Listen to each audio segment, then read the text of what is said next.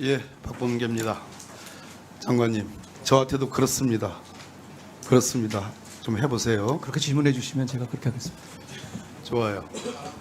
그 아까 우리 김의겸 의원님이 질문한 것 중에 정순신 부실검증 관련해서 책임을 느낀다, 책임이 있다, 다른 거죠? 그게 뭐 큰 차이가 있는지 모르겠습니다만 그러면 책임이 있다 이렇게 하는 의미로 내가 받아들여도 되겠어요? 구조적 문제이고 반복될 수 있는 문제이지만 책임감을 가지고 개선점을 찾겠다는 취지로 이해하시면 되겠습니다. 더 구태한 것 같은데 책임을 느낀다보다 아니에요? 해석하시면 되겠습니다. 예, 좋아요. 법무부 장관이니까 마음은 콩밭에 가 계시지만 법률적 견해를 좀 한번 묻고 시행 얘기를 물어봅시다. 윤석열 대통령이 대일 매국 해결 외교와 관련해서 우리 대법원이 두 번에 걸쳐서 판결을 내린 건 아시죠?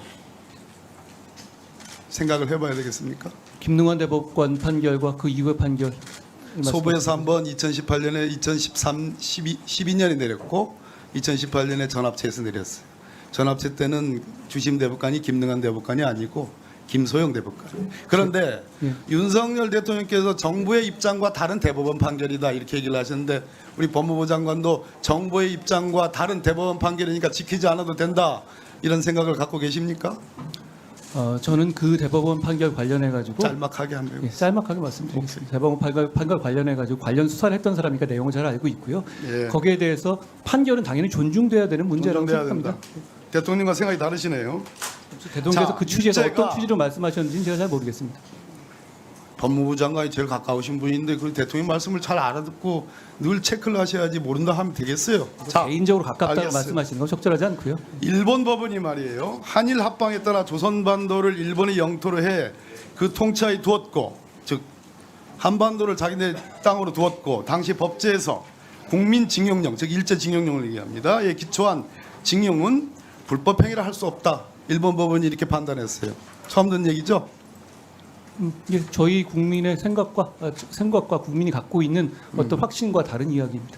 그렇기 때문에 우리 피해자들이 대법원에 소를 제기한 거고 법원에 소를 제기했고 대법원에서 하급심과 다른 판단을 두 차례에 걸쳐서 낸 겁니다. 그래서 대법원 판결은 존중돼야 될 뿐만 아니라 지켜져야 된다. 그런데 이번에 정부의 방침은 그러한 대법원 판결의 정면으로 위반된다. 산권 분립의 위배다. 저는 그렇게 생각하는데 바로 답이 안 나오시겠네요. 뒤에 아닙니다. 바로 답을 해보세요. 드리겠습니다. 예. 제 의견을 들으셨어요 방금? 예, 첫째로 제가 그 양승태 전 대법원장 등이 관여된 당시에 사법행정권 남용 사건에서 그 사건에 정부가 개입하려 한 부분을 제가 엄히 보고 알아요. 수사한 거 영장까지 알고 쳤던 있어요. 사람입니다. 네. 그러니까 저는 대법원 판결과 거기 독립성을 대단히 중시합니다만 그렇지만 대통령의 결단은 어떤 미래로 가자는 대승적 판단으로 저는 이해하고 있습니다. 똑같네요. 그걸 넘어서는 차원에서 제가 더 말씀드릴 부분은 자, 없습니다. 시행령 얘기해 봅시다. 각하에서 실질적인 판단이 없었다고 보는데 우리 장관께서 검사가 아니다. 일단 첫째, 지휘감독권에 관한 규정도 아니다. 그래서 운동장에 들어와서 축구할 공찰 자격이 없다. 그래서 각하한 거예요. 한 페이지도 안 됩니다.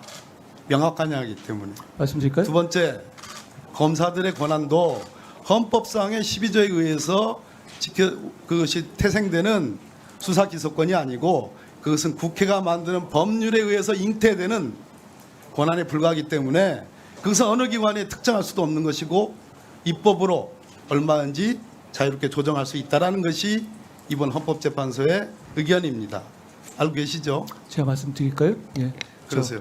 예, 한 30초만 해보세요. 네 분의 의견이 달랐다. 그리고 장관과 검사의 헌법적 권한이 있다는 걸 인정했다는 부분도 좀 중시해야 될 것 같고요. 그리고 다수 의견도 헌법상 규정된 권한이 아니라고 말하기 어렵다는 취지도 되어 있다는 점도 있습니다. 그런데 중요한 것은 이 쟁송은 검사의 권한을 확인하기 위한 것이 아니라 국민을 범죄로부터 보호하기 위한 것입니다. 그러기 위해서 실질적인 답을 들을 수 있는 여러 가지 청구인으로서 청구했던 것이고요. 좋아요. 오히려 국민들께서 답을 듣지 오늘 못해서 상당히 장관께서 안타깝게 생각하실 것 같습니다. 오늘 장관께서 마약, 조폭, 마약, 깡패, 위증무고 이런 것만 얘기했는데 얘기할 수도 장관의 있습니다. 시행령으로 원상 회복한 수사권 중에 왜 직권남용이나 허위공문서 작성이나 일부 선거법 위반 범죄는 왜 얘기 안 하십니까? 부정부패인 선거법 위반을 수사하면 안 됩니까? 왜 안 됩니까? 역시 질문에 질문으로 답을 하시네. 아니요, 좋아요. 전 자, 그러면- 답입니다.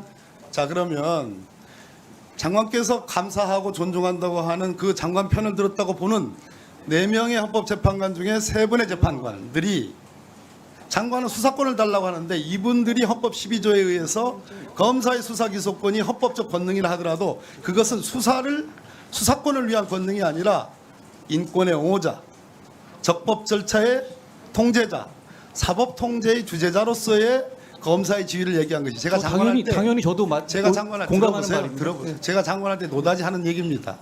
근데 장관은 주구장창 수사권만 얘기하는 거예요.